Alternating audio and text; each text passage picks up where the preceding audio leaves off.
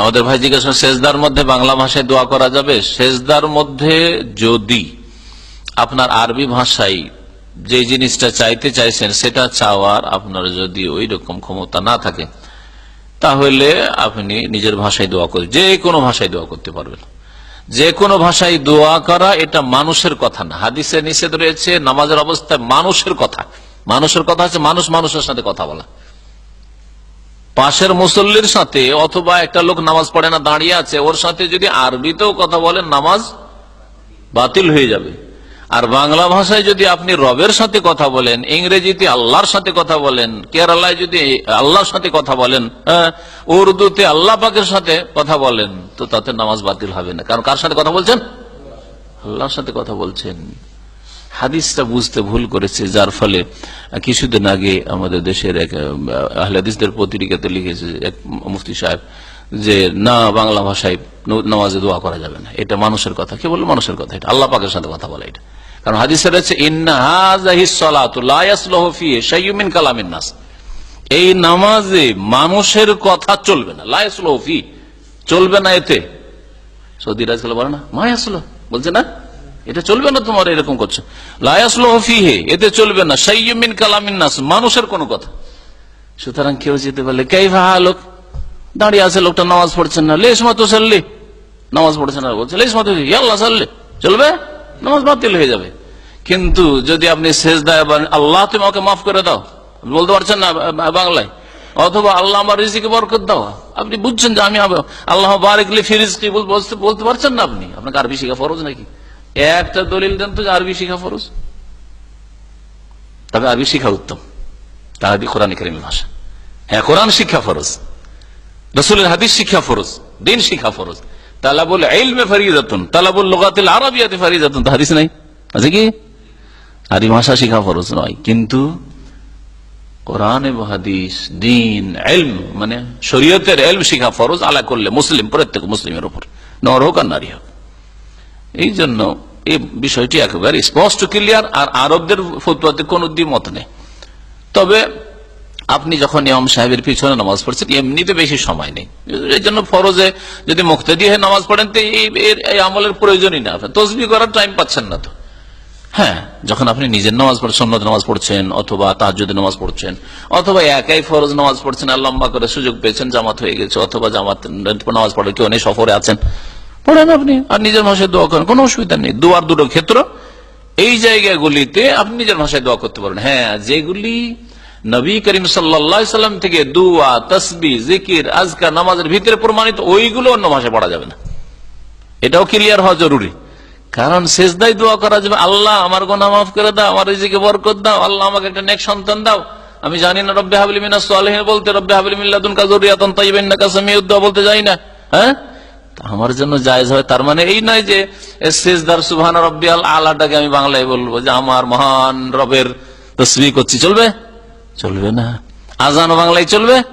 চলবে না। যেগুলি নবী করিম সাল্লাল্লাহু আলাইহি সাল্লাম থেকে আরবি ভাষায় প্রমাণিত, হ্যাঁ, বিশেষ বিশেষ স্থানে আযান হোক আর ইকামত হোক, আর নামাজের ভিতরে দোয়া হোক, আর সূরা হোক, আর সূরা ফাতিহা হোক, এগুলি চলবে না। যে আপনি সূরা ফাতিহা বাংলা অনুবাদ পড়ে দিবেন, সমস্ত প্রশংসা সেই আল্লাহর, যিনি বিশ্বজাহানের পালন কর্তা, হ্যাঁ, যিনি রহমান, যিনি রহিম, যিনি বিচার দিবসের মালিক, অনন্ত অসীম প্রেমময় তুমি, বিচার দিবসের ইত্যাদি ইত্যাদি, যে কবিতা গোলাম মোস্তফার পড়ে দিন, চলবে?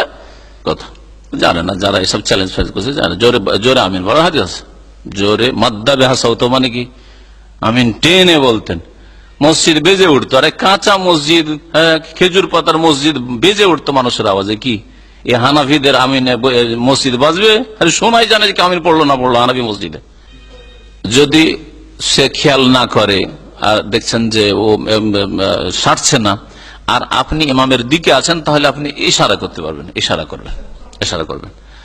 আর যদি দেখা যায় যে না, সেই ইমামের দিকে আছে, ইমামের দিকে সারতে হয়, আর আপনি টানছেন। অনেক জাহিল আবার এরকম আছে, ও আছে কিনারের দিকে, ওইদিকে আছে, আর যাকে টানছে সে আছে ইমামের দিকে, ইমাম আছে মিডিল, এখানে ওদিকে টানছে যে আমার দিকে তুই আয়, কারণ ও থাকবে ওই ইয়েতে, মানে লাস্টে যেহেতু থাকবে ওকে টানছে ওইদিকে। না, এটা যে হালত, যে দুই দিক থেকে লোকেরা সেটে সেটে আসবে কোন দিকে?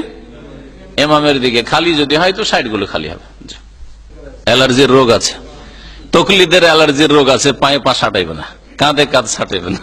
অন্ধ করেন মজহাবের গোড়ামির অ্যালার্জির রোগ আছে, যার ফলে তারা এরাও এই বিশেষ করে পা আর কাঁধ লাগাবার ক্ষেত্রে অ্যালার্জি, আর বিশেষ করে পাশে যদি আমেল হয় আর বেচারা দামি দামি সেন্টওয়ালা লোক হয়, তাহলে তো অ্যালার্জি লাগছে একটা ক্লিনার পাশে নামাজ পড়তে, একটা গরিবের পিছনে। তো এইরকম বেকুবি অনেকের আছে, অথচ আল্লাহ পাকের সামনে সমান। एक ही सफ में खड़े हुए महमूद आयाज, ना कोई बंदा रहा ना बंदा नवाज। সুলতান মাহমুদ গজনবী রহমতুল্লাহ আলী, এত বড় বাদশাহ, আর তার একটা চাকর, মানে আজকালকার যুগের চাকর না, কি তো দাস গোলাম, কেনা গোলাম, দুইজন নামাজ পড়তে লেগেছেন। তখন এই দৃশ্য দেখে আর পাশাপাশি দাঁড় করে নিয়ে নামাজ পড়তে লেগেছেন বাদশাহ। তখন একজন উর্দুকে বলছে, একই সফ মে খড়ে, একই কাতারে দাঁড়ালেন মাহমুদ ও আয়াজ, মাহমুদ সুলতান মাহমুদ আর ওর চাকর কিতদাস আয়াজ, আয়াজ নাম ছিল।